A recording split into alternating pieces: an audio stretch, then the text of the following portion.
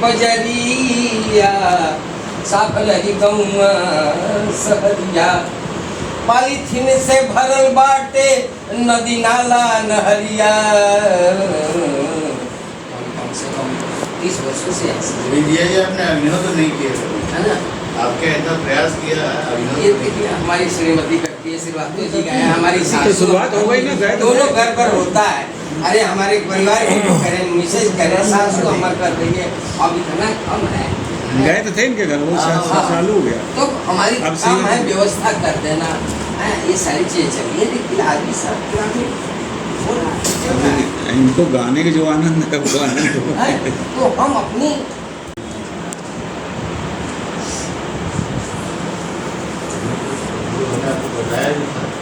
आज सामने रहना से आगे से चालू कर आगे से चालू कर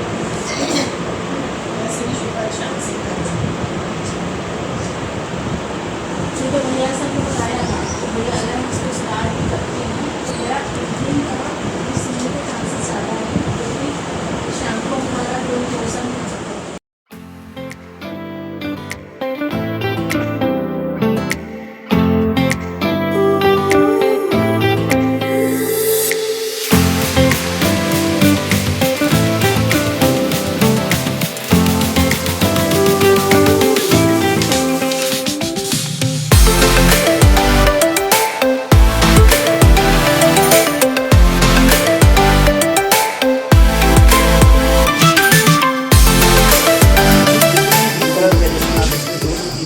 आप देखें तो चार आपको तो यही मिलेंगे, चार वेरिएशन अलग अलग। और ये मेजर गिफ्टेड है, इसमें बहुत सारा जो है वो ईश्वर ने दे रहा है। मालिक बन के पिताजी का प्रयास था। अब पूरी दुनिया में अगर जाएगी हल्दी तो यही सीतापुर से जाएगी। एक गोल मिर्च है, हाँ एक गोल मिर्च अभी आप आपको दिखा रहे हैं, आइए ये गोल मिर्च अब ये सीता है। तो हमें अपने बीजों को, कृषि बचानी है तो बीजों को स्वास्थ्य है, इनमें पूरा स्वास्थ्य है, नेचर ने दिया है। हमारा खान पान ही हमारा स्वास्थ्य है, मतलब नेचर मतलब देसी है इसको बोलते हैं। एक तो गजेंद्रा है बड़ा वाला, वो प्रोडक्शन तो है, क्वालिटी नहीं।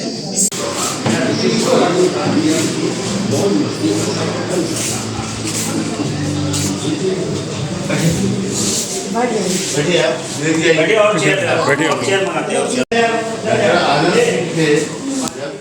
वो पापा आए थे 2012 में। सिद्धांत जी ने हल्दी का काफी तैयार किया हुआ है। इस बार भी हल्दी का इन्होंने प्रोडक्शन तैयार किया हुआ। केडी कहाँ है?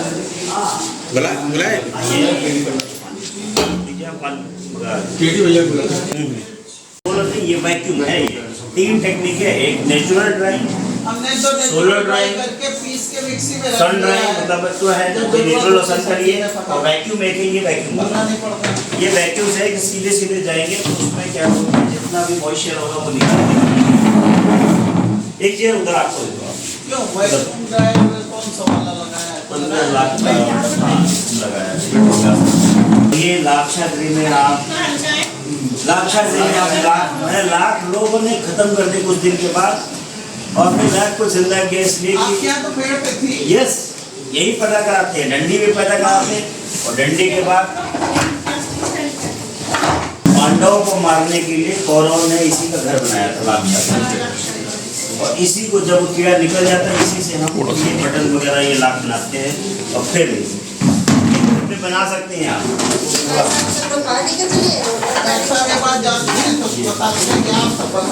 नहीं आप सब बना सकते हैं, ये सब आप डिजाइन है बनाना है बस। हम को दे देंगे इसके बटन। हाँ ये मिलता है, कोई पैसा नहीं लगना है, नेचर ने दिया है, कितनी जड़ें हैं, जड़ों से आप ये अलग शेप है नेचुरल। हाँ ये हमारा स्टोरेज के लिए है, आप मुझे कीड़ा लग जाता दवाई डालते हैं। ये एक ऐसा डिवाइस है, मात्र कुछ नहीं एरिएशन पे काम करता है। हम इसको 25 किलो पे ही डालते हैं, एक भी कीड़ा नहीं आएगा, सारा कीड़ा इसमें घुसेगा, और कोई आपको इसमें लेयर और कुछ नहीं है। जितना कहेंगे हम कहते बताते हैं, हम भी बिक्री केंद्र नहीं है, दिक्कत इस बात का है। हम ये रख लेते, हम यही रख लेते बेचने के लिए। आपको बताऊं, अगर कोई सपोर्ट करे जैसे वो चीज़ें हम स्टॉक में रख लेंगे, तो ये लगने वाला फिर इसको पैक कर देते हैं। हम, लेकिन हम आपको बता रहे हैं गारंटी, और मैं इसको बनवा सकता हूँ इसका लोकल मैन्युफैक्चर। अनाज के लिए ये प्रूफ ट्रैप है, अनाज के लिए इसमें साइंस कुछ नहीं, इसमें आप देखिए कुछ भी नहीं लगा, केवल ये एरिएशन 2 mm का छेद है। इसमें कीड़ा जितना भी होगा, जितने भी अनाज का होगा वो इसी में से जाएगा भोजन के लिए, भैया टप्प से गिरेगा यहाँ, और इस पर गिरा चढ़ नहीं पाएगा। ये इस तरह से सेफ डिजाइन है। और भोजन यहाँ है नहीं, यहाँ था भोजन, इसके चक्कर में आए ना और चले गए बस। और नीचे इसके करने के बाद 1 महीने के बाद इसको निकाल के जहाँ की गड्ढे में दबा दिया, फिर से रिफिल कर दिया। एक बार क्लीन कर दिया, एडल्ट की पॉपुलेशन फिर आगे होना ही नहीं सब। ट्रैप है उनके लिए और बंद है आपका अनाज एक्चुअली में, जब एडल्ट ही नहीं तो फिर आगे मेटिंग नहीं तो अंडा बच्चा कहाँ से, जनरेशन खत्म। और यही इसमें क्या बोलते हैं, ये दलहन में थोड़ा 3 mm का, केवल ये इसमें जो गणित है ना 2 mm और 3 mm, यही साइंस है।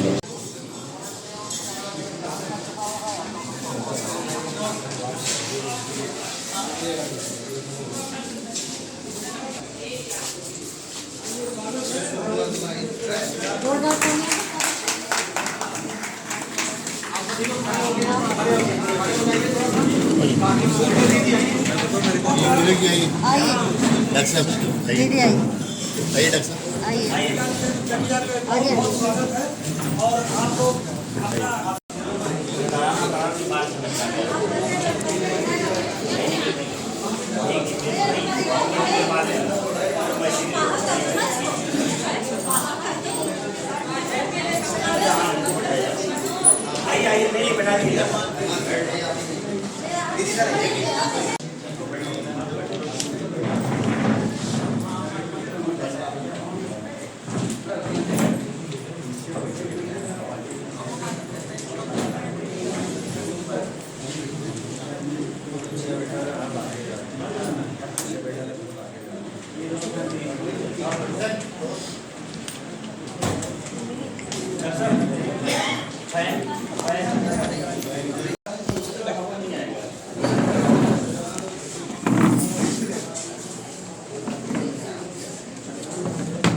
सभी का प्रयास रहा, खास करके जो है साधारण बच्चों का और महिलाओं का बहुत बड़ा इसमें योगदान रहा है।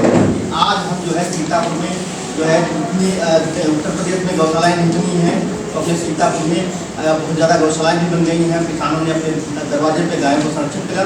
ये सब अग्निहोत्र ब्रह्म की कृपा से संभव हो पाया है। तो 30 सितंबर 2024 को माधवाश्रम में कार्यक्रम था, जो अपने क्षेत्र के उत्तर प्रदेश के जो है और क्षेत्र के प्रचारक हैं, इनकी गुणगान करेंगे वाले हैं। उन्होंने कहा कि जो है हम कार्यक्रम में जो है प्रधान जी चल रहे हैं।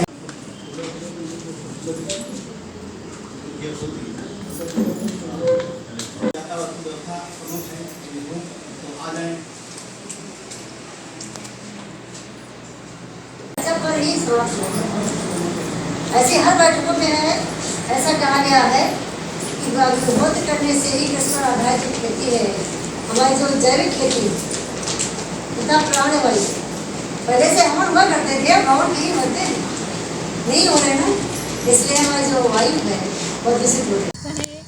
रखे हुए हैं, इसमें टुकड़े करके जमाया हुआ है। तो अग्नि काहे की लगेगी? अग्निहोत्र के लिए गाय के गोबर के कंडे, भैंस का गोबर नहीं चलेगा। और वैसे यज्ञों में समिधा का उपयोग होता है, पर अग्निहोत्र में समिधा की ज़्यादा जरूरत नहीं होती है।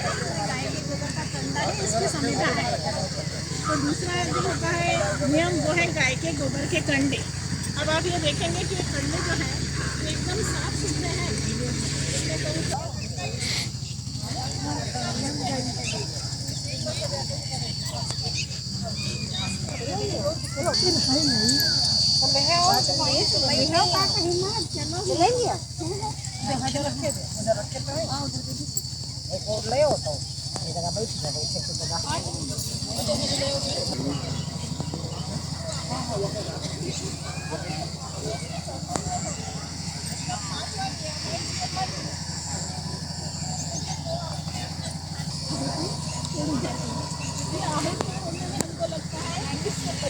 ज़्यादा से ज़्यादा 30 सेकंड में हमारा आहुति देना हो जाएगा।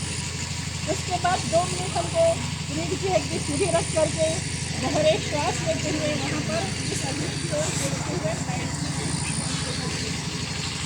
2 से 3 मिनट में हमारी आहुति जो हमने डाली है इसमें कुछ छोड़ना नहीं, इसमें कुछ हटाना नहीं, इस परिवर्तन करना है।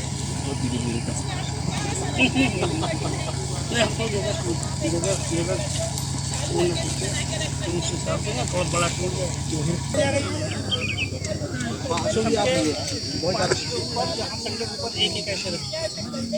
करना है सबसे महत्वपूर्ण है कि हमें ये समझ में आना चाहिए कि इसे करना क्यों है। आज तक तो ऐसा कोई चीज़ देखने में आई नहीं है, सुनी नहीं है, मालूम नहीं है, तो इसे क्यों करना है। तो इसे आज के समय की आवश्यकता है। ये आज जो हमारे सामने बहुत सारा प्रदूषण की समस्या है, पर्यावरण साहित्य रख रहे हो क्या गाड़ी में? हाँ, तो ये सामान पर्यावरण से, क्योंकि हमें पर्यावरण का हिस्सा है। पर्यावरण में आए हुए हर एक परिवर्तन हमारे ऊपर असर होता है। प्रदूषण का असर हो रहा है हमारे ऊपर और इसमें अभिन्न है कि पर्यावरण में ही हमारा जीवन है। हवा, धूप, पानी, सांस नहीं लेंगे तो जिंदगी कहाँ है, बिना पानी की जिंदगी कहाँ है। तो ये सब जिसको हम पर्यावरण कहते हैं यही हमारा जीवन है और ये सारा प्रदूषित है। तो इसे शुद्ध करने का तरीका हजारों साल पहले वेदों में बताया हुआ है। ये किसी व्यक्ति ने इजाद की हुई बुद्धि नहीं है, किसी व्यक्ति ने बताई हुई बुद्धि नहीं है। ये हजारों साल पहले हमारे यहाँ भारत ही नहीं अन्य देशों में भी बहुत सारी जगहों पर ये विधि का आचरण अनुसरण होता है। समय के साथ विस्मृत होता चला गया और धीरे धीरे खत्म हो गया, हम भूल गए उसको। अब हमारे ग्रंथों में कहीं कहीं अग्निहोत्र का उल्लेख हमको पढ़ने को मिलता है, पर अग्निहोत्र क्या है मिल जाते। जो कथावाचक होते हैं उन्हें भी नहीं मालूम होता है कि अग्निहोत्र क्या है, क्योंकि वो कहीं प्रचलन में अस्तित्व में है नहीं। तो ये जो हमारे प्राचीन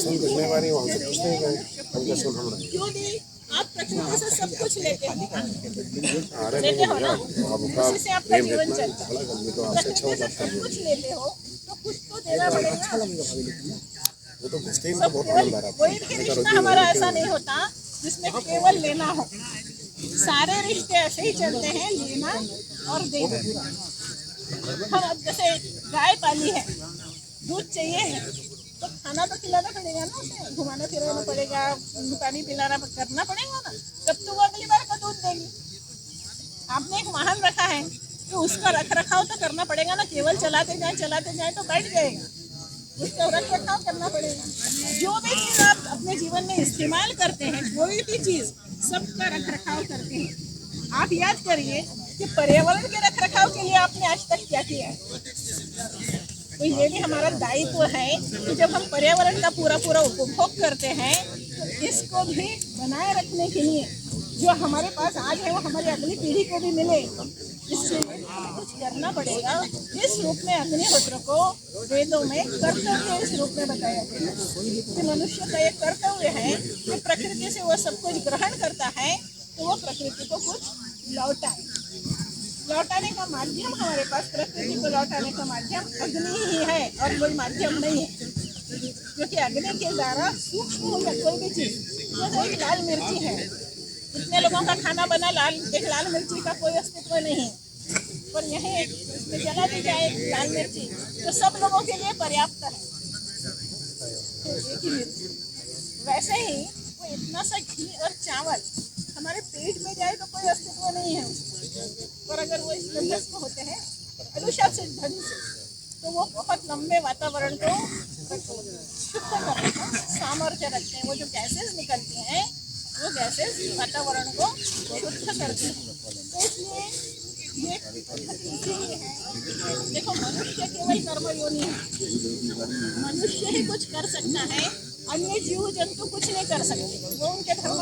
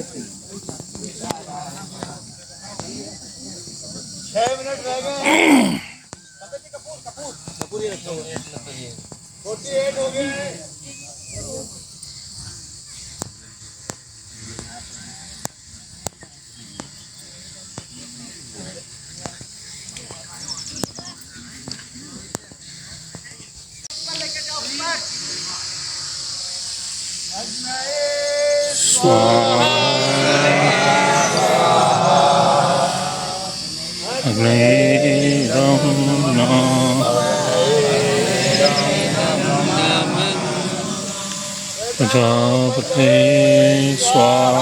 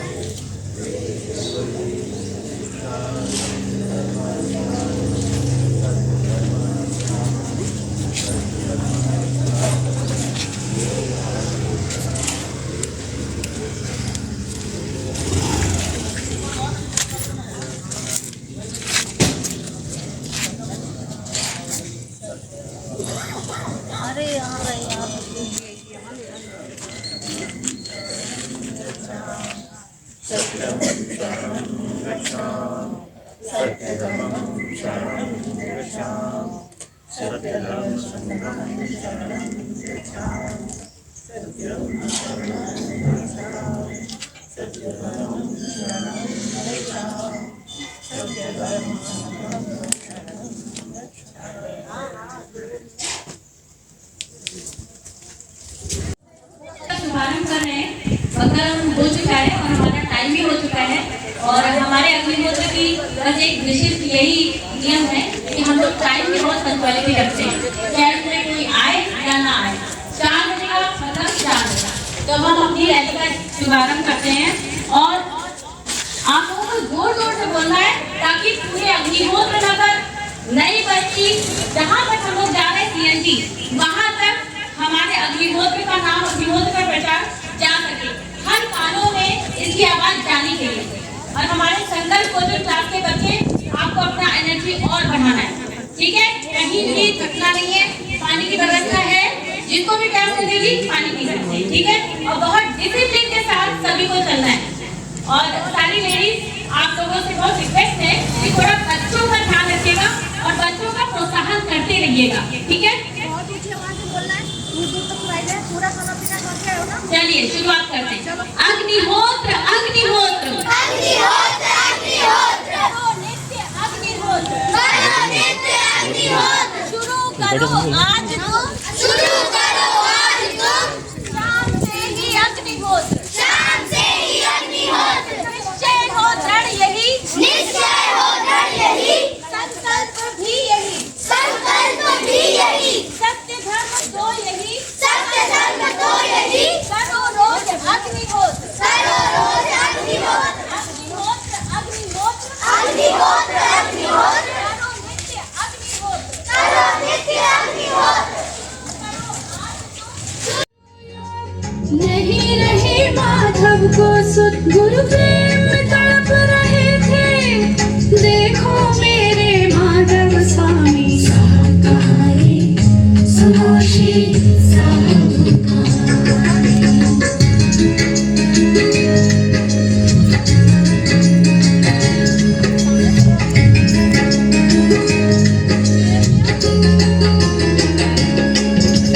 सखिन तपे क्या फिर दोहराई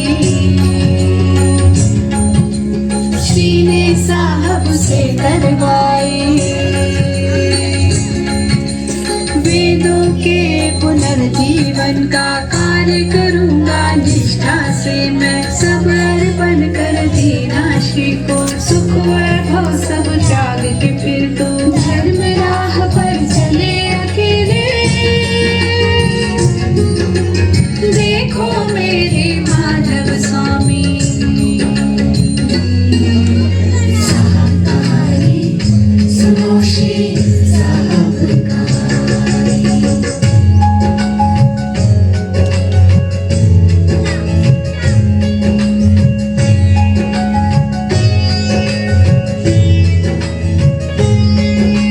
कार्य करूँगा धर्म का है अब धन्ना जन नहीं करना। संकल्प किया साहिब ने जब आशरदा थे पाथर प्राणी साहब कारी समोशी। मोनू आए हो सदगुरु श्री संचालिका जी का स्वागत अभिनंदन करें।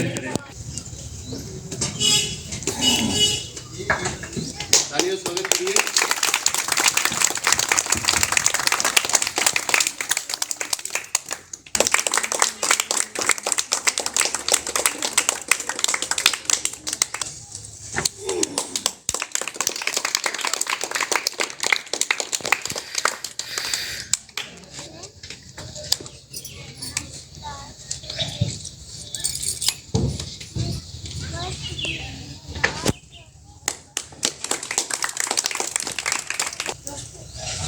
बच्चों द्वारा बहुत सुंदर प्रस्तुति की गई और एक संदेश दिया है। छोटे छोटे बच्चों ने बड़े लोगों को संदेश दिया है कि हर व्यक्ति अपनी जिम्मेदारी अगर निर्वाह करे तो प्रदूषण जैसी विशाल बीमारी जो इस समय कलयुग से बड़ी समस्या है प्रदूषण, उससे मुक्ति मिल सकती है। और अग्निहोत्र मंदिर ये 1988 से बना हुआ है। रेगुलर अग्निहोत्र होता है इसमें सुबह शाम, और उसका प्रचार प्रसार भी किया जाता है समय समय पर। अग्निहोत्र नगर में कुछ न कुछ तरीके से प्रचार कार्य होता रहता है। अब मैं अपनी सदगुरु श्री नलिनी माधव जी से निवेदन करूंगा कि वो बच्चों को अपना आशीर्वचन दें। प्यारे बच्चों, बहुत अच्छे कार्यक्रम की आपकी प्रस्तुति थी, बहुत सुंदर, और सबसे ज़्यादा प्रभावी था आपका नुक्कड़ नाटक। मतलब उस ढंग से प्रस्तुत किया गया कि जिसको इस विषय की कोई जानकारी भी नहीं होगी तो भी उसे पूरा विषय अच्छे से समझ में आ जाएगा। और बच्चों, तुमने ये सब किया है तो खुद को भी तुमको ये समझ में आया होगा पर्यावरण के हमारे जीवन में कितना महत्व है। और जब किसी भी चीज़ का महत्व होता है, कोई चीज़ महत्वपूर्ण होती है, तो उसको हम उसके साथ कैसा व्यवहार करते हैं, वैसा व्यवहार हमें पर्यावरण के साथ करने की ज़रूरत है। जो तुम्हारे नुक्कड़ नाटक में अभी बताया गया वही चीज़ है कि सब कुछ हमें ईश्वर ने दिया है। एक अच्छा आकाश दिया, एक अच्छी हरी छतरी भी हमें दी, भरपूर पानी दिया, सब कुछ भरपूर मात्रा में दिया। पर आज की परिस्थिति क्या हो गई है कि उसका दुरुपयोग करके हमने उस सब को खराब कर दिया, प्रदूषित कर दिया। और प्रदूषित कर दिया है तो हम ही यहाँ रहते हैं, इसलिए उस प्रदूषित को कौन भोगेगा? जिसको उसको भुगतान करना पड़ेगा, तो वो भुगतान भी हम ही को करना पड़ेगा। इसलिए उसे शुद्ध करने का काम कौन करेगा? तो वो भी हम ही करेंगे। यही तुम्हारे नुक्कड़ नाटक का संदेश है। और यह संदेश यहाँ इस नुक्कड़ नाटक के माध्यम से तो दिया गया, और तुम भी इस विषय को समझोगे और हमेशा इस बात का ध्यान रखोगे कि जो भी अपन अपने व्यवहार करते हैं, अपने हाथ से कहीं पर भी गंदगी नहीं होना चाहिए। होता है ना, चॉकलेट खाई और पन्नी ऐसे डाल दी, ऐसा नहीं। हम गाड़ी में भी बैठे हैं और कुछ खाया पिया भी है, तो किसी जगह उस सबको इकट्ठा करो, और जब नीचे उतरो तो जो डस्टबिन हो वहाँ ले जा करके डालो। सारी जगह हमारी अपनी है। जैसे उस नाटक में बताया ना, सड़क भी तुम्हारी अपनी है, ये पूरी दुनिया तुम्हारी अपनी है। तो इस सबको साफ रखना ये किसकी जवाबदारी है? हमारी। तो अपने छोटे छोटे व्यवहारों में हमें इस बात का ध्यान रखना है कि हमारे हाथ से कहीं गंदगी न हो, हमारे हाथ से कहीं कचरा न फैले, हमारी वजह से पर्यावरण को कोई नुकसान न हो। पेड़ काटने नहीं है, पेड़ लगाने ही नहीं है, उनको बड़ा करना है। उनकी भरपूर छाया हमें मिले, उससे हमें फल मिले, फूल मिले, सब हमें मिलना चाहिए उन पेड़ों से। तो उनकी हमको देखरेख करनी है, उनको हमें संभालना है। देखो आज के समय में घरों में कुत्ते बिल्ली पाले जाते हैं कि नहीं? होते हैं ना, कई घरों में होंगे। उसकी देखरेख करते हैं ना, हम संभालते समझते हैं उनको, उनसे प्यार करते हैं बहुत ज़्यादा। ऐसा जब हम एक पेड़ लगाएं तो उससे भी हम वैसा ही प्यार करें। पेड़ भी हमारी भाषा समझते हैं, हम जो उनसे प्रेम से व्यवहार करते हैं वो पेड़ों को भी समझ में आता है और वो खुश होते हैं। अगर वो खुश होते हैं तो ऐसा कहते हैं कि अगर हम पेड़ से कहें कि हमें 1000 फल चाहिए तुमसे, तो पेड़ 1000 फल देगा। तो तुम्हारी भाषा समझने लगता है। और ये भाषा कौन सी होती है? ये भाषा होती है प्रेम की। तो पेड़ लगाना है, उसको प्रेम से संभालना है, उसको बड़ा करना है, उसको स्वस्थ रखना है। और इस सब में तुम्हें अग्निहोत्र भी समझ में आया होगा कि जैसे बहुत सारे पेड़ भी अगर लगा दिए जाएं तो अपन देखते हैं कितनी भयंकर गर्मी है। गर्मी में पेड़ों का सर्वाइव होना ये भी अपने आप में एक समस्या है। यहाँ बहुत सारा आंधी तूफान है, तो पेड़ों का उसकी वजह से नुकसान भी होता है, गिरते हैं। तो वातावरण में पेड़ों को, जैसे हमारे लिए हमारे स्वास्थ्य के लिए एक अच्छा वातावरण चाहिए, वैसे पेड़ों को पनपने के लिए भी अच्छा वातावरण चाहिए। पेड़ क्या कर सकते हैं उस अच्छे वातावरण के लिए? पेड़ कोई भी प्रयास नहीं कर सकते, वो एक जगह स्थिर है। हालांकि पेड़ों में भी जीवन होता है, तुम लोगों को मालूम है, तुमने अपने स्कूल की किताबों में पढ़ा होगा कि वनस्पति जगत जो है वो एक जीवंत जगत है, पर फिर भी वो स्थिर है। पेड़ चल नहीं सकता, तो वो कुछ कर नहीं सकता। उस पेड़ के लिए कौन करेगा? मनुष्य करेगा, तुम करोगे। उसको अच्छा वातावरण देने की जवाबदारी किसकी होगी? हमारी होगी। तो ये सब कुछ जो हमें ईश्वर ने दिया है उसको हमको अच्छे से संभालना है और उसको विकसित करना है।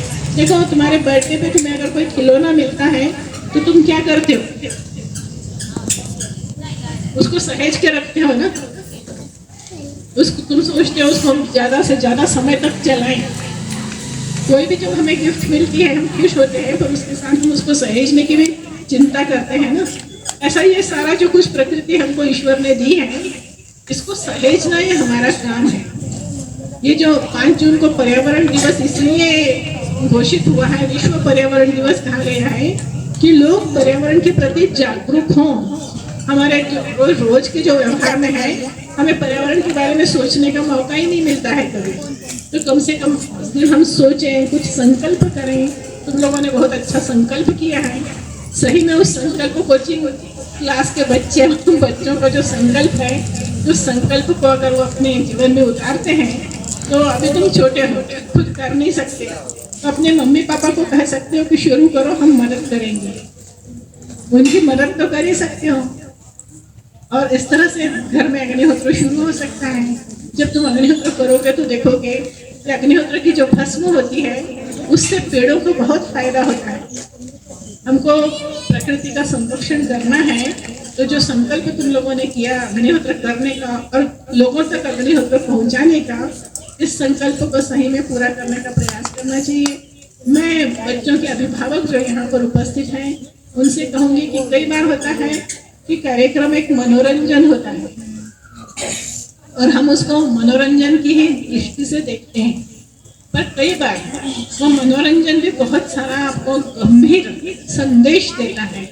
तो हम उसको किस दृष्टि से देखते हैं, ये महत्वपूर्ण है। वो एक बहुत बड़ी समस्या, मनुष्य के सामने एक बहुत बड़ी चुनौती, जीवित रहने के लिए एक बहुत बड़ी चुनौती है आज का पर्यावरण प्रदूषण। ये कोई छोटी मोटी समस्या नहीं है, ये कोई हमारे सामने छोटा सा आई हुई अड़चन नहीं है। हमारी सारी अड़चनों की जड़ में अगर कुछ है तो पर्यावरण प्रदूषण है। तो ये जो विषय है, भले ही नाटक के रूप में प्रस्तुत किया गया, गीत के रूप में प्रस्तुत किया गया, पर विषय गंभीर है और इस गंभीर विषय को समझने की जरूरत है। मनोरंजन तो हमारा हुआ, छोटे छोटे बच्चों ने बहुत अच्छी प्रस्तुति दी, तो मनोरंजन तो हुआ, पर इस मनोरंजन के साथ इस संदेश को भी ग्रहण करने का प्रयास होना चाहिए। कोई भी चीज़ कठिन नहीं होती, सिर्फ करने की एक इच्छा चाहिए होती है। हम सबका पर्यावरण के प्रति बहुत बड़ा उत्तरदायित्व है, हम उससे बच नहीं सकते। अगर हम बचने की कोशिश करेंगे ना, तो भी कभी ना कभी हमें उसको करना पड़ेगा। इसलिए करना पड़ेगा कि हमें जीने के लिए सांस तो चाहिए ना, हमें पानी तो चाहिए ना पीने के लिए, जीवित रहने के लिए अन्न तो चाहिए ना। ये सब हमारी बहुत बेसिक ज़रूरत है। इन ज़रूरतों के बगैर हमारा जीवन नहीं है।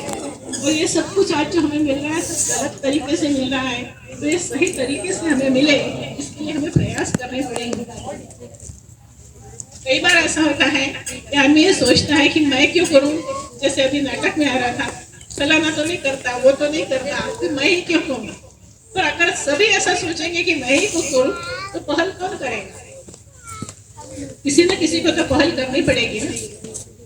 तो हम पहल करता बने, हम उस काम के लिए पहल करें, हम रोल मॉडल बने, हमें देखकर दूसरे उस विषय की ओर आए, उसको समझें और उसको करें।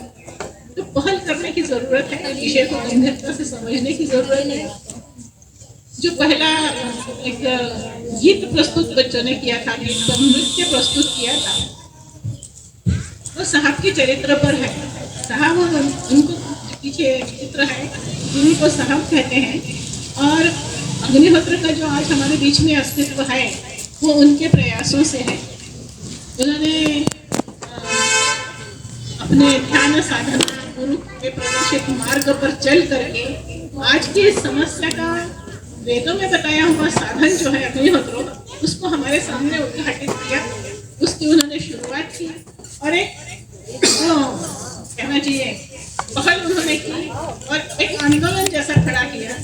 आज पूरी दुनिया में 125 देशों में लोग इस आंदोलन के साथ जुड़े।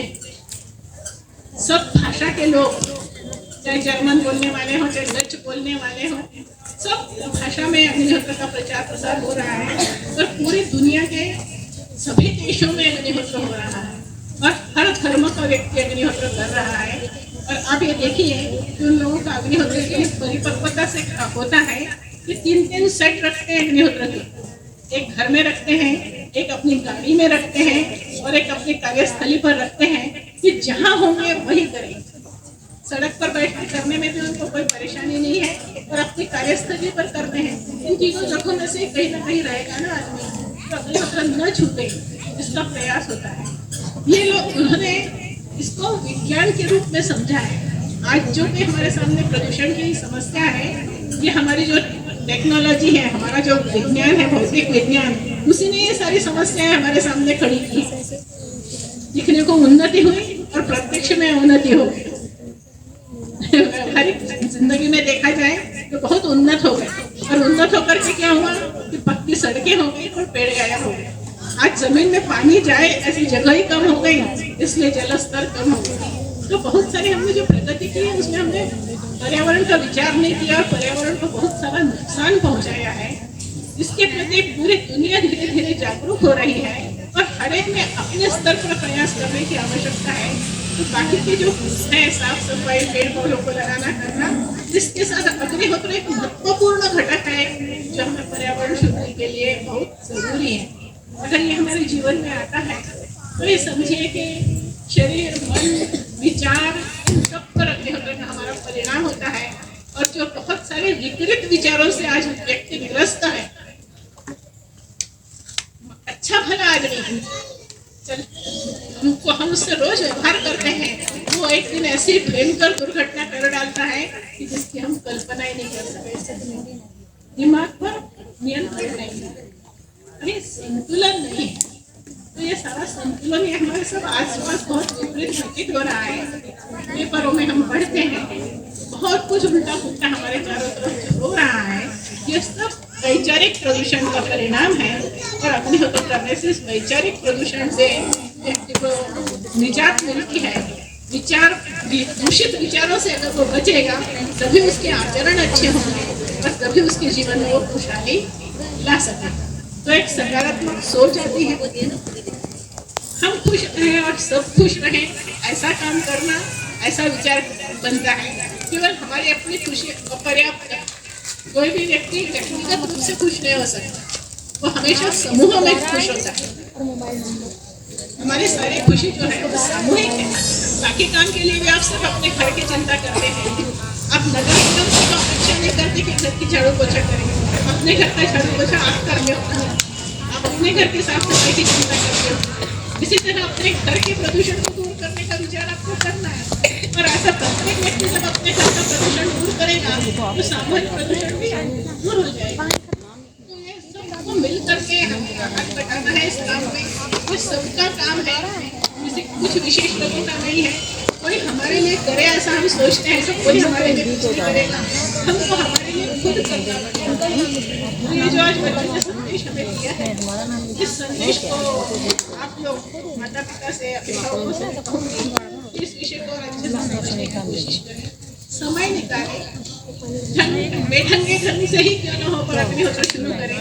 धीरे धीरे नियमितता आ जाती है, बच्चे भी सहयोग करेंगे, घर के अन्य लोग भी सहयोग करेंगे। और सबसे बड़ी चीज़ यहाँ है कि जब तक हम अग्निहोत्र करेंगे नहीं, उसका स्वाद नहीं लेंगे, उसका अनुभव नहीं लेंगे, तब तक हमें कभी समझ में नहीं आएगा कि अग्निहोत्र से क्या मिलता है।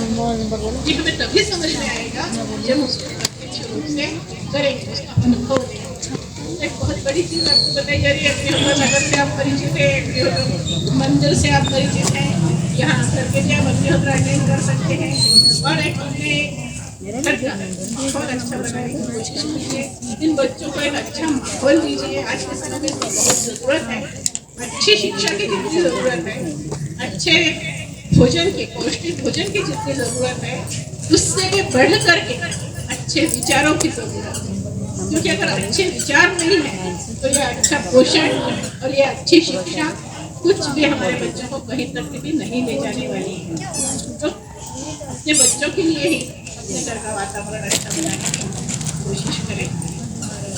इस अपने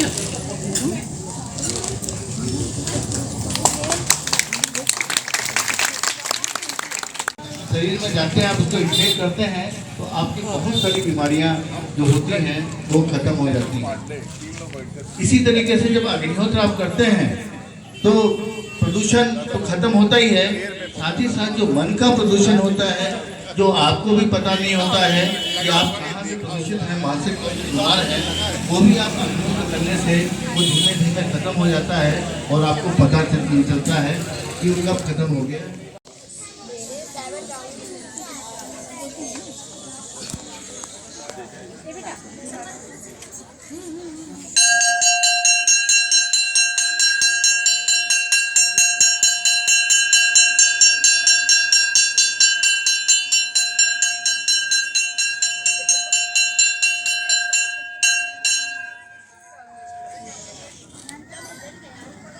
आप लोग अपने घरों में इस घंटी की आवाज सुनते होंगे, सुनते हैं? ये 5 मिनट पहले बजती है, 5 मिनट बचा है।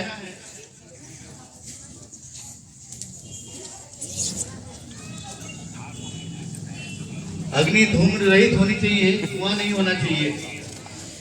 धुआं होगा तो इसमें कार्बन डाइऑक्साइड निकलेगी, इसलिए निर्धूम अग्नि होती है।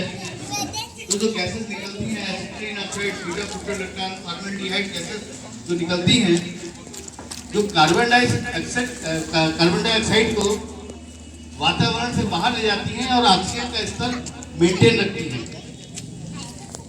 क्या भी बार-बार आ जाते हैं।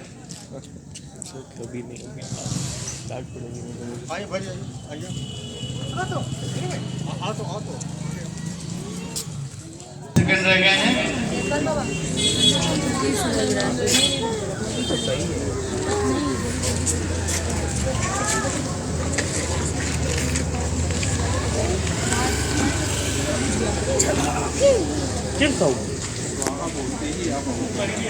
दस सेकंड, बिल्कुल तैयार हो जाइए।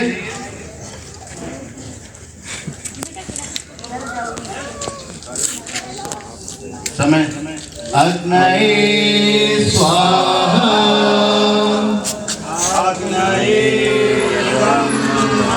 अग्नये इदं नाम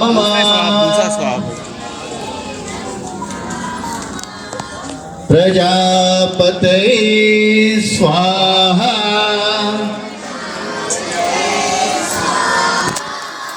प्रजापतये इदं नाम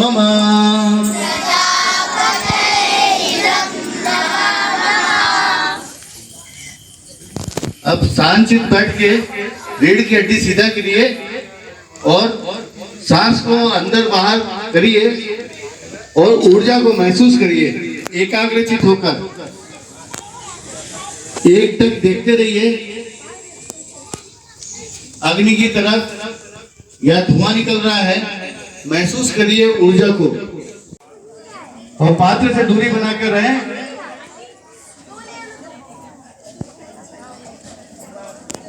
बेटा तुम लोग बैठे रहोगे, बैठे रहोगे।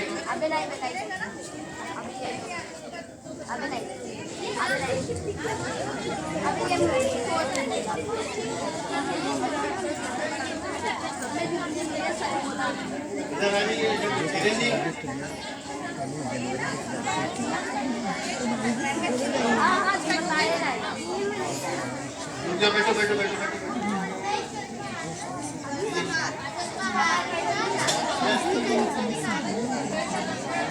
इधर इधर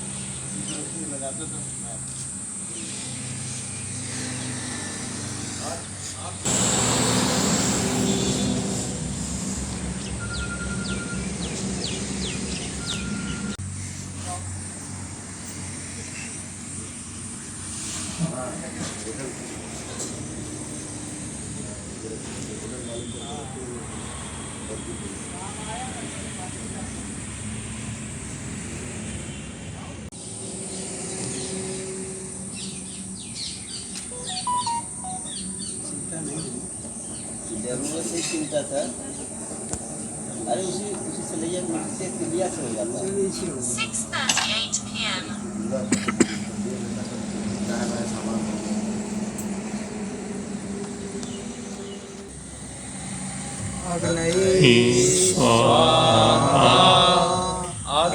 अग्नयेदं नमः प्रजापतये स्वाहा प्रजापतये इदं नमः।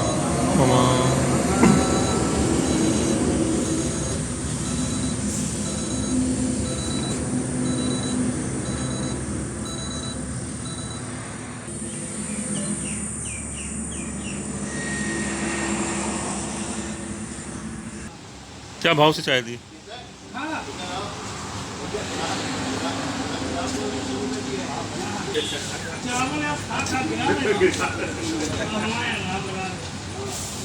ऐसा पहली बार देख रहा हूँ मैं इस तरह का काम होते हुए। तो हम लोग आपको बस देख रहे हैं ना, अगर हम लोग चलते हैं बाहर ना तो ऐसे ही घुस जाते हैं। अच्छा, किसी के भी किसी उसमें बना लेते हो? बनाएंगे अपने हिसाब से, चक्कर दबाएंगे अपने हिसाब से, पत्ती गन खाएंगे। हाँ भैया, और तुम 10 कप और बना दो तो फिर हमको देंगे पैसा। पाँच तो वापस कर दिए ना, नहीं दिया वापस कर दिया ना। हाँ वापस कर दिए, लेकिन हम दे के आए उनको पैसा वापस नहीं। पंप भैया, पंप भी उन्हीं का है ना, पंप भी उन्हीं का है।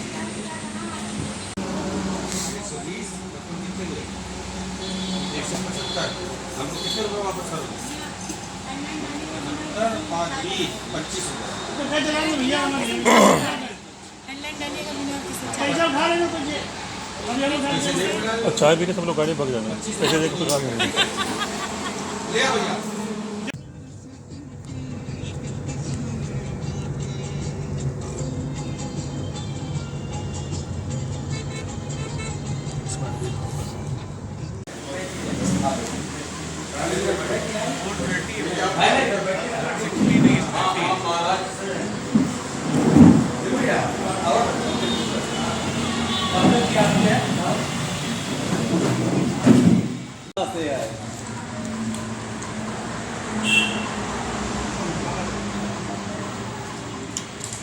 भैया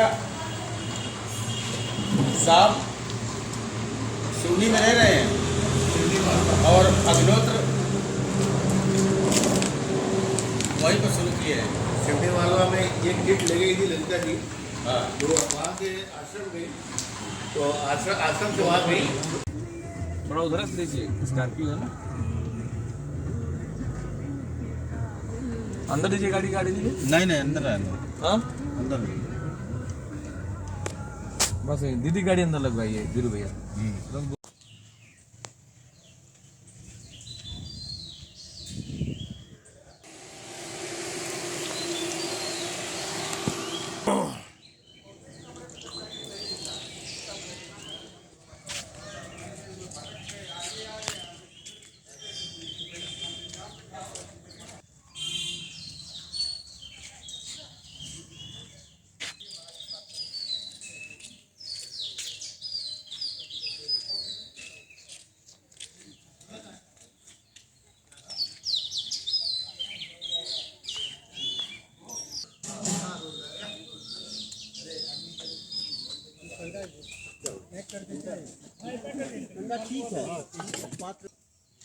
थोड़ा दूर तो लगेगा ही, मिट्टी का पात्र चटक जाएगा। एक एक डेढ़ कंधा लगाइए ऐसे। नहीं हम अपने हिसाब से लगा पाएंगे।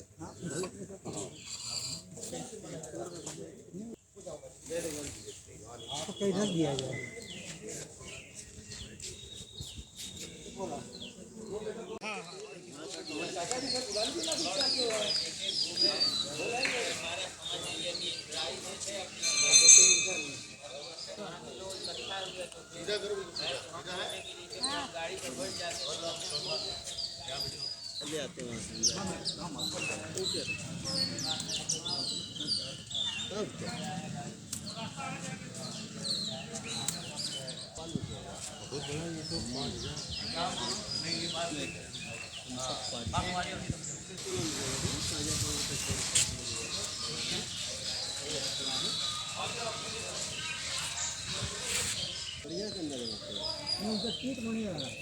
अरे इनको ये दिखा, इनके लिए अग्निहोत्र का आचरण कर रहे हैं, प्रैक्टिस इसी को बताता है। हमारे ये घर पर रहता है, जहाँ हमें जगह मिली वहीं करते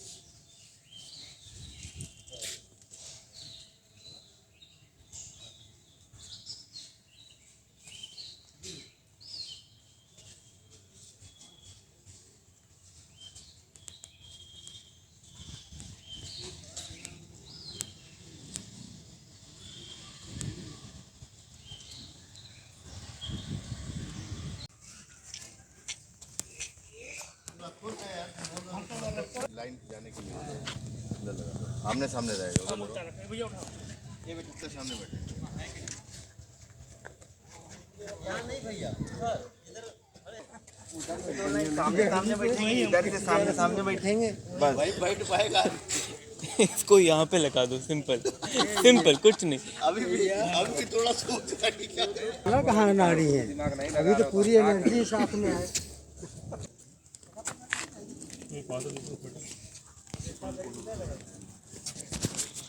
मम्मी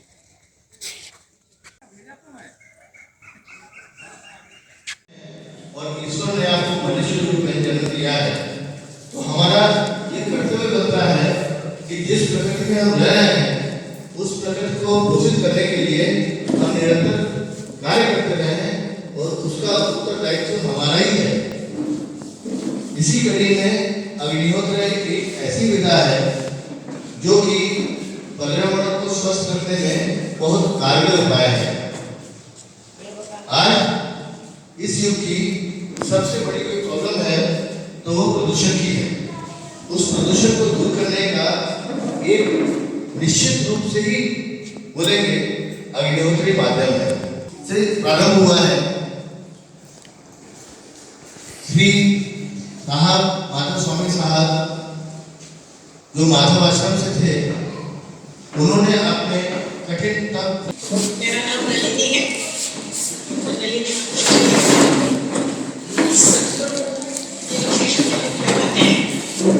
मैं आप जैसे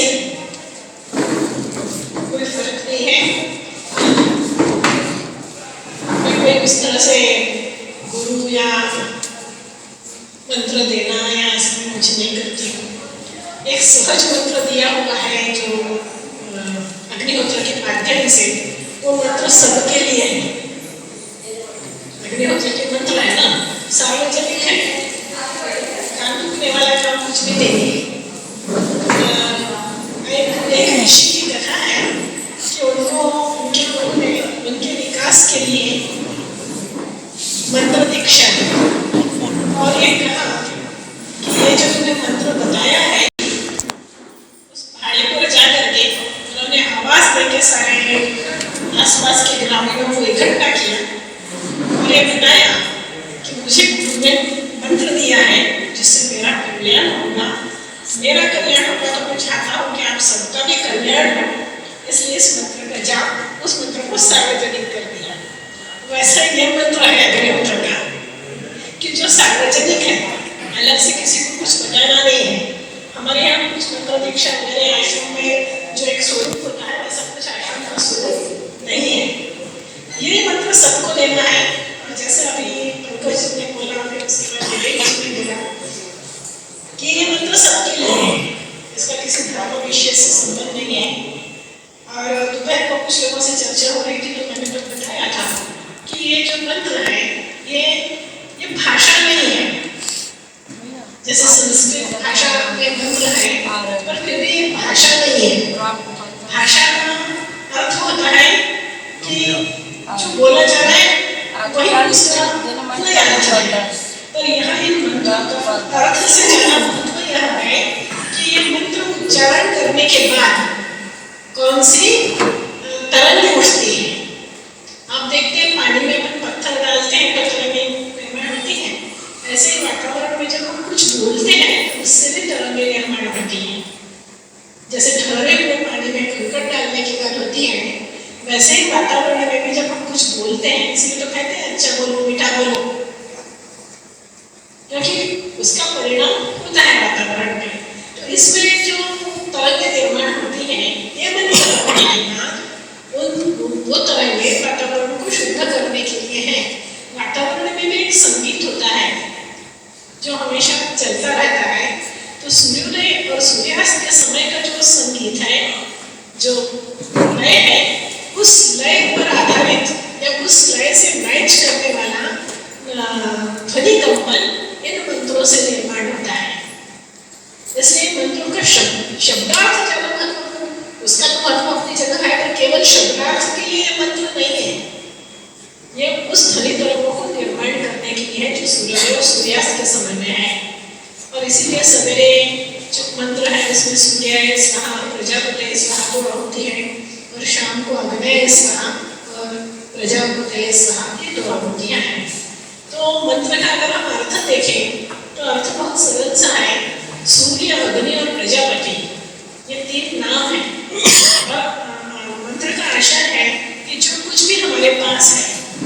सब कुछ तुम्हारा है और तुम्हें को अर्पित है। एक समर्पण की भावना है कि जो कुछ भी हमको मिला हुआ है, जो कुछ भी सब कुछ होता है, वो चीजें ही नहीं होती। जो हमारा शरीर है, हमारा मन है, हमारे रिश्ते हैं, जो कुछ भी हमको मिला है, सब मिला हुआ है ना, ये सब तुम्हारा ही है और तुमको ही अर्पित है। ये भावार्थ है, इदम न मम, मेरा नहीं, सब तुम्हारा है। तो सूर्य, अग्नि और प्रजापति 3 शब्द है। यहाँ सूर्य, इस सूर्य ग्रह की उपासना नहीं है। अग्नि का आशय केवल जो सामने अग्नि है उससे नहीं है, और प्रजापति का आशय आप सब शब्दों के अर्थ से जानते हैं। आज प्रजापति शब्द प्राय कुम्हार लोगों के लिए उपयोग होता है, क्योंकि वो मिट्टी से निर्माण करते हैं। ईश्वर ने भी ऐसे ही सब पूरा दुनिया निर्माण की है। तो प्रजापति का सीधा सा अर्थ है सारी प्रजा का जो मालिक है। कौन है हम नहीं जानते, उसको नाम से नहीं जानते, उसके कोई मूर्ति नहीं है या कोई प्रत्यक्ष हमारे सामने उसका स्वरूप नहीं है। तो जो कोई भी इस सबका मालिक है, तो सूर्य शब्द भी उसी मालिक के लिए आया है, अग्नि शब्द भी उसी मालिक के लिए आया है, और प्रजापति शब्द भी उसी मालिक के लिए है। कहना हमें, पर फिर भी अलग अलग क्यों है? तो प्रजापति पहले कहते हैं, सूर्य नहीं कहते, प्रजापति कहते हैं, अग्नि नहीं कहते। और वो ध्वनि कंपन, जो ध्वनि कंपन सवेरे निर्माण होता है उसके लिए सूर्य ही कहना पड़ेगा। जो ध्वनि कांट को निर्माण करते हैं उसके लिए अग्नि ही कहना पड़ेगा, तब वो ध्वनि कंपन निर्माण होंगे।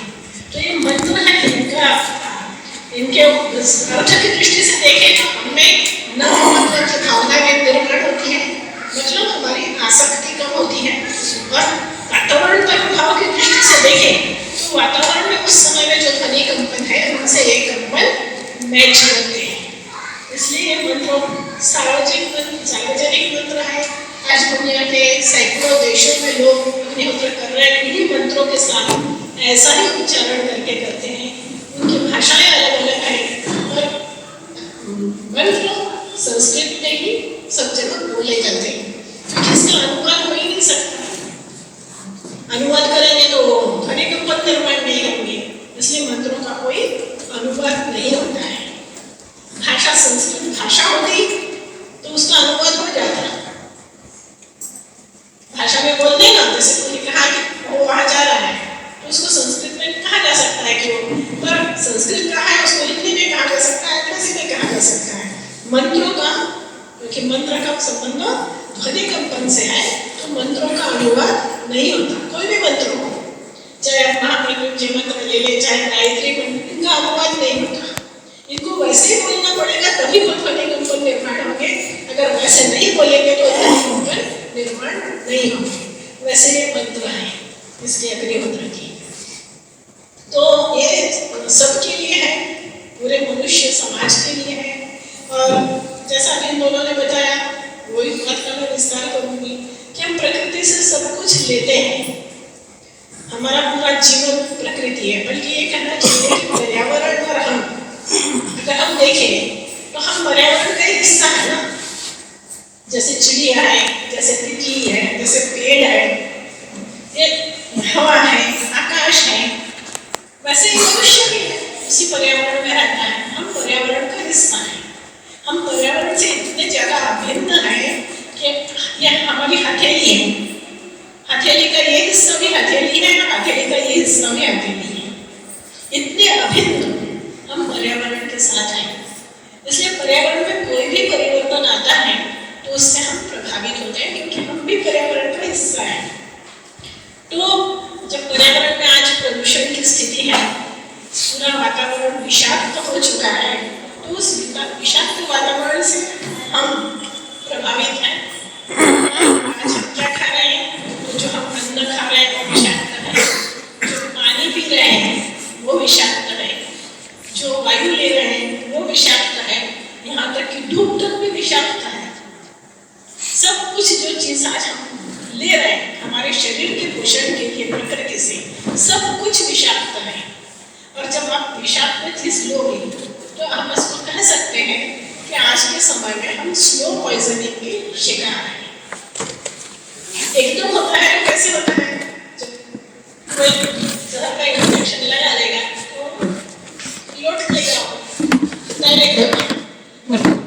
कोई चीज थोड़ी थोड़ी होती है तो क्या होती है, किसी का शरीर में कोई अंग काम नहीं कर रहा है, किसी का मन सही नहीं है, किसी को कोई तो आज आप घर घर देखिए तो कहीं ना कहीं सब जगह बीमारियां हैं।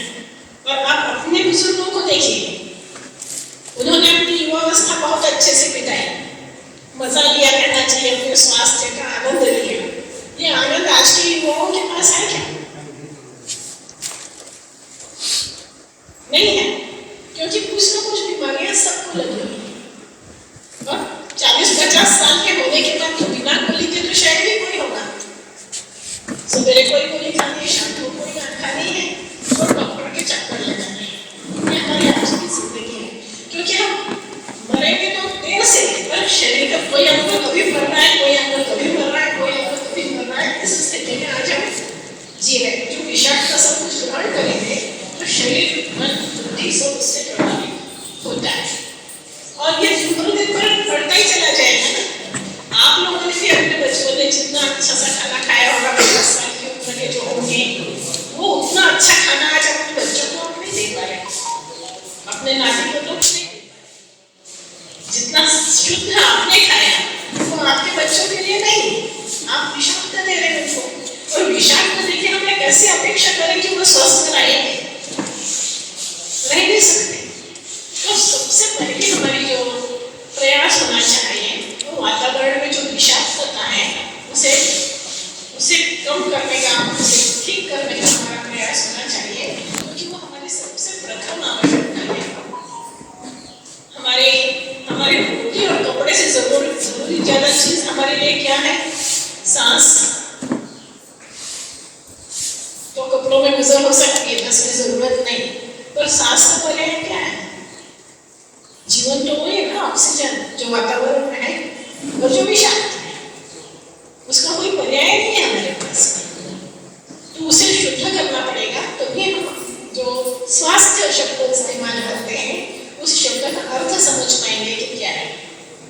तो वातावरण को शुद्ध करना है, प्रकृति से हम सब कुछ ले रहे, प्रकृति का हिस्सा है और प्रकृति दूषित है, तो ये देखिए कि प्रकृति जब तक स्वस्थ नहीं होगी उसमें रहने वाला मनुष्य स्वस्थ नहीं हो सकेगा। बच्चा माँ के गर्भ में बनता है, माँ बीमार है तो बच्चा भी वो बीमारी लेकर के जन्मता है। अब प्रकृति भी हमारी माँ है, क्योंकि हम उसके गर्भ में पल रहे हैं। वहीं से हम जैसे नाल से बच्चा जुड़ा होता है, ऐसे प्रकृति से सांस के माध्यम से हम ऐसे ही नाल जैसे जुड़े हुए हैं, इतने घनिष्ठ हम जुड़े हुए हैं प्रकृति से। उसके गर्भ में हैं तो वो अस्वस्थ रहे और हम स्वस्थ हो जाए, कैसे हो सकते हैं? इसलिए स्वास्थ्य के लिए जितने भी प्रयास किए जाते हैं, चाहे वो योगासन हो, चाहे वो प्राणायाम हो, किसी तरह की कसरत हो, समय का घूमना हो, खान पान में बहुत सारा बदलाव हो, केवल इतने से हम स्वस्थ नहीं रहेंगे। हमें उस वायु को शुद्ध करना होगा, वो जल शुद्ध करना होगा जो हम अपने अंदर लेते हैं। जब तक हम उसे शुद्ध नहीं करेंगे, हमारे प्रयासों को थोड़ी बहुत सफलता मिलेगी पर पूरी सफलता नहीं मिल सकती। इसीलिए हम योगा के लिए भी कहते हैं कि योगासन करना है तो बहुत सारे योगा सेंटर में ऐसा होता है कि पहले अग्निहोत्र करके फिर वो योग करते हैं, आसन करते हैं, प्राणायाम करते हैं, क्योंकि तब उन्हें उसका ज्यादा मतलब पूरा लाभ मिलता है। बाकी का तो सब जितने भी कसरत कोई भी हो, योग हो या कुछ भी, सब में हम दीर्घ शासन करते हैं, ज्यादा वायु लेते हैं, ज्यादा प्रमाण में अंदर लेते हैं, तो वहाँ पर तो शुद्ध वातावरण होगा तो ही हमें उसका पूरा फायदा मिलेगा। 100% हमें योगासन और प्राणायाम का लाभ चाहिए तो शुद्ध वातावरण चाहिए, उसके केवल योगासन से नहीं होगा। तो आज की हमारी सबसे बड़ी जरूरत क्या है? हमें कुछ ऐसा प्रयास करने की जरूरत है ना कि जिससे वातावरण शुद्ध हो। अब इतना बड़ा वातावरण तो हम सारा शुद्ध कर नहीं सकते। एक व्यक्तिगत इकाई की दृष्टि से देखें तो इतना बड़ा हम क्या करेंगे, इसके लिए कुछ नहीं कर सकते। तो हम हमारे घर का वातावरण तो शुद्ध कर सकते हैं।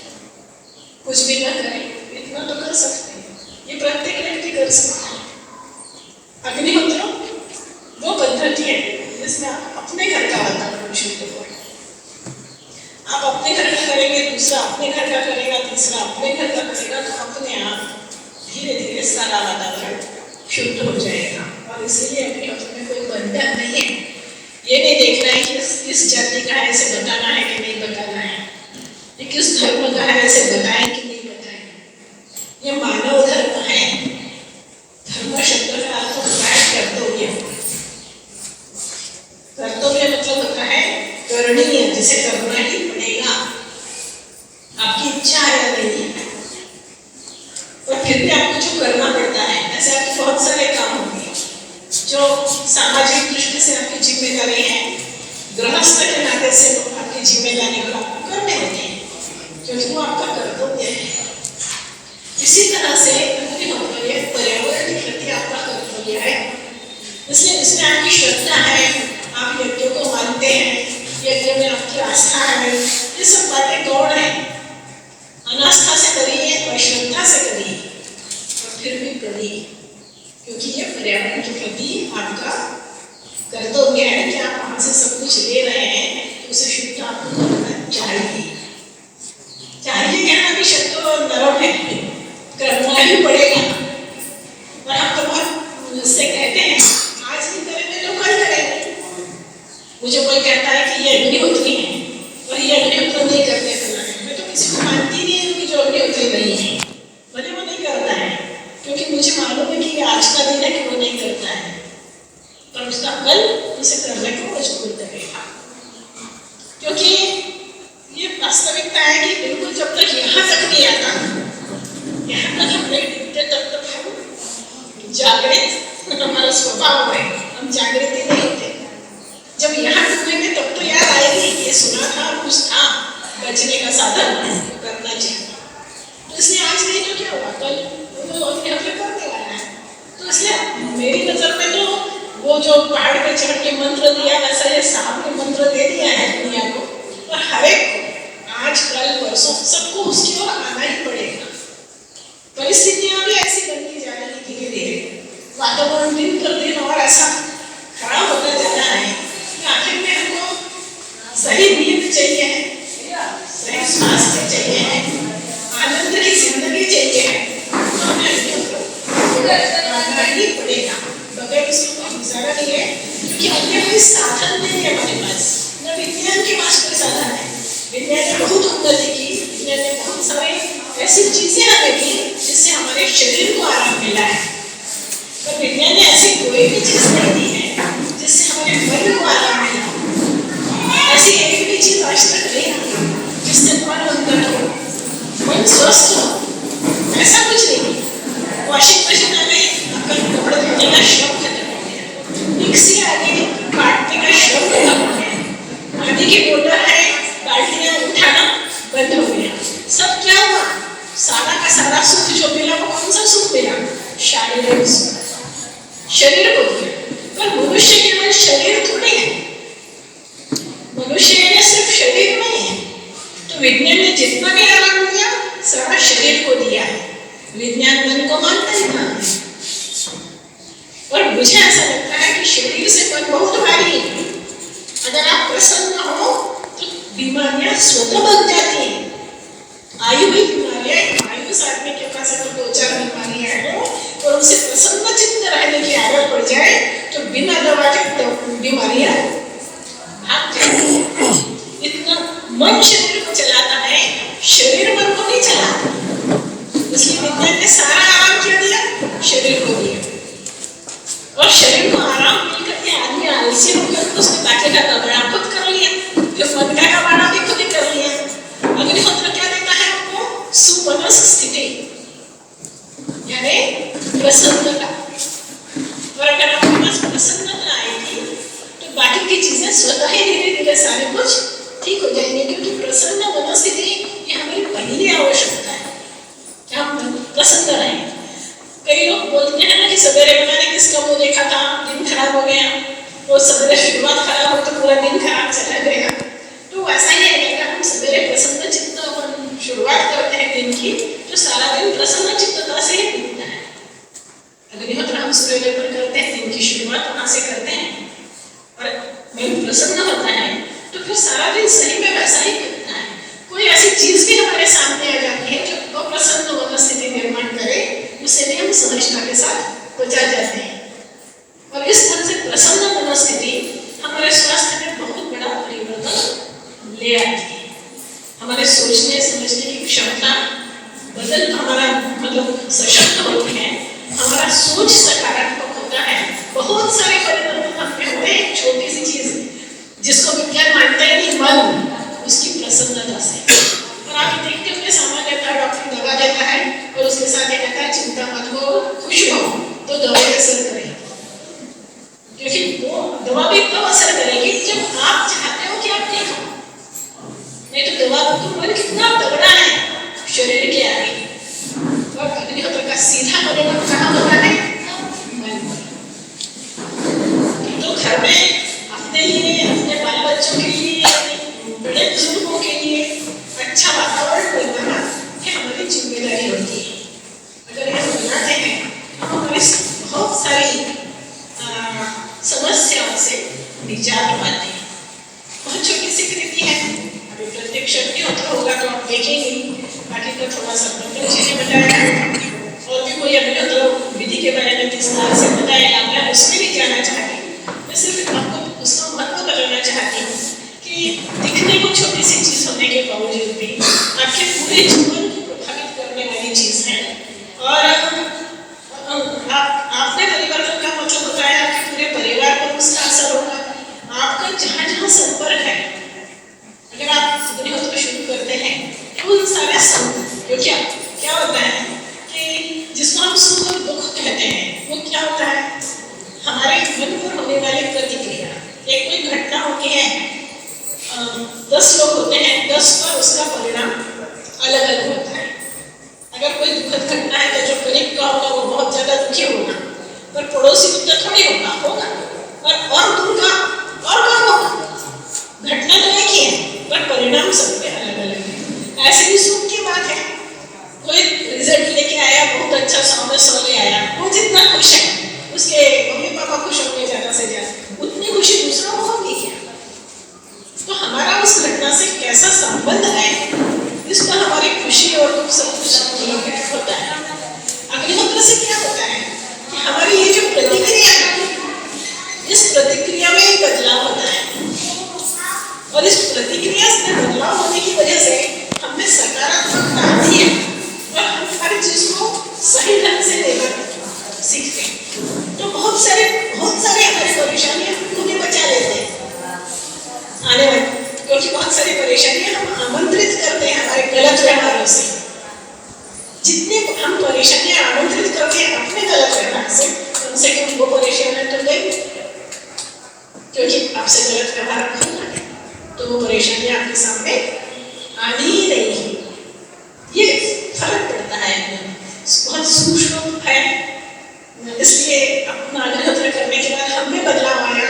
इसके लिए भी आप 2 महीने 4 महीने बाद चिंतन करेंगे तो आपको समझ में आएगा, 6 महीने बाद, 7 महीने बाद कि आप में क्या क्या बदला है। और आपको बहुत कुछ बदल चुका होगा, बाहर से कुछ नहीं बदलेगा, कोई चमत्कार नहीं होगा, कुछ बिगड़े काम नहीं बनेंगे,